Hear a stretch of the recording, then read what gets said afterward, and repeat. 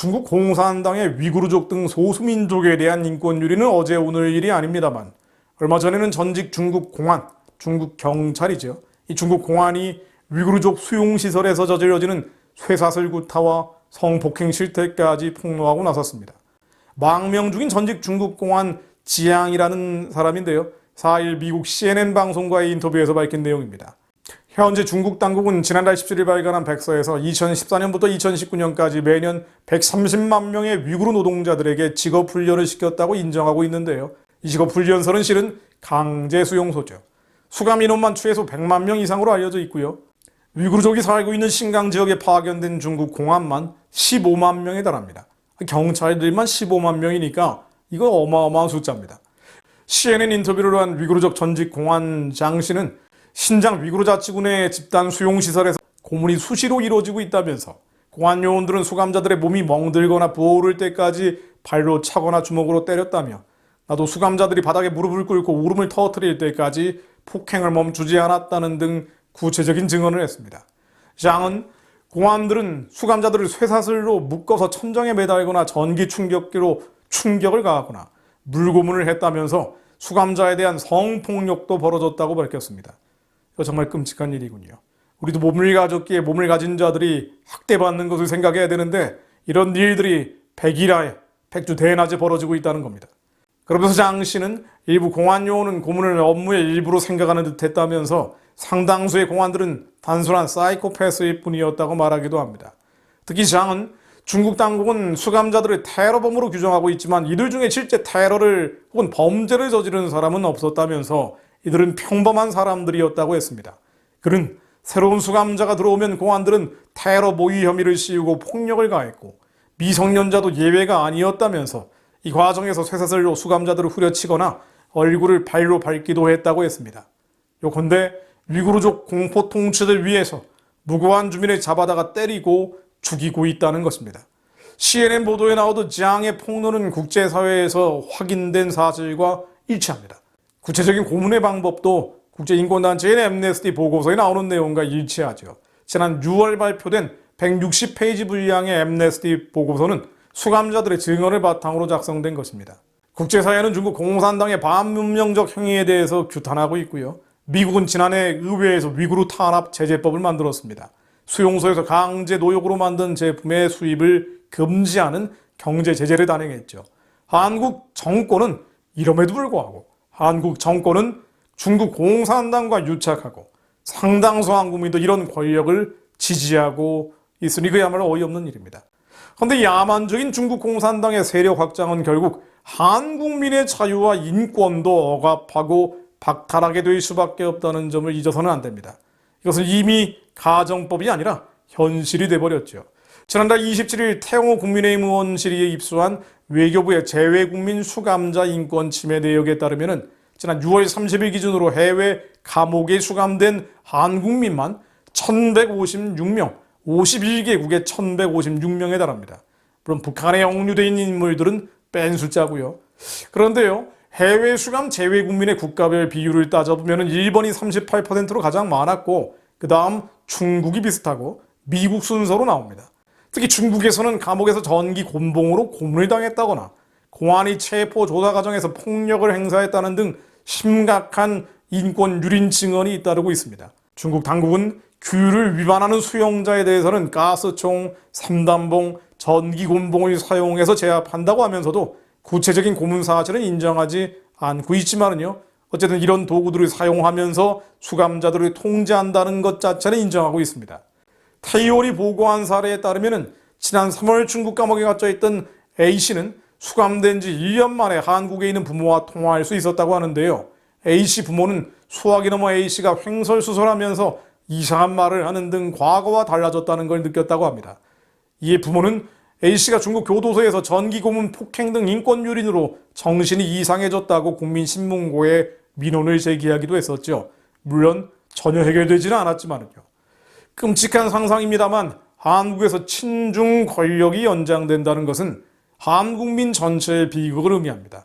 북한은 물론 남한 국민들까지 말입니다. 중국 공산당과 친해져서 혜택을 받는 게 아니고요. 오만한 중국 공산당의 야만에 시달리게 된다는 것입니다. 실제로 이명박 박근혜 대통령 등 이른바 보수 정권 때는 한국이 친미 국가라는 이미지가 있어서 중국 정권의 대접을 받았지요. 오히려 중국의 러브콜을 많이 받았습니다.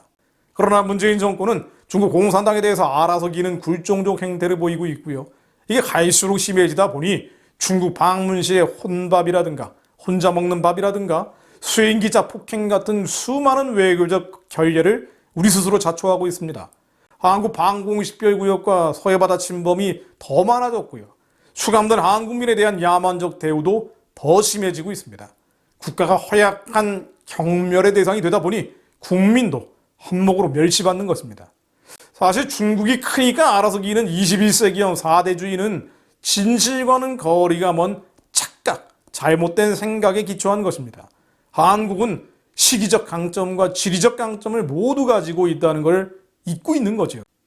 지금 현재 대한민국은 시대적 이점과 지리적 강점을 모두 가지고 있다는 것을 알지 못하기 때문에 21세기형 4대주의가 나옵니다. 시기적으로는요, 이 시대적으로는 미중 전략 경쟁 시대가 한국의 전략적 가치를 높이는 혹이고요, 좋은 기회입니다.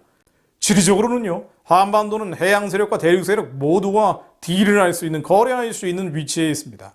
실제로 중국이 태평양으로 진출하려면 한반도를 통과해야 합니다. 오키나와에서 타이완, 필리핀, 보르네오 섬을 잇는 중국의 해상방위선, 제1도련선 안에 포함되어 있는 유일한 나라가 바로 한국이죠. 중국의 태평양 진출 핵심 길목 중 하나가 바로 대한해협입니다.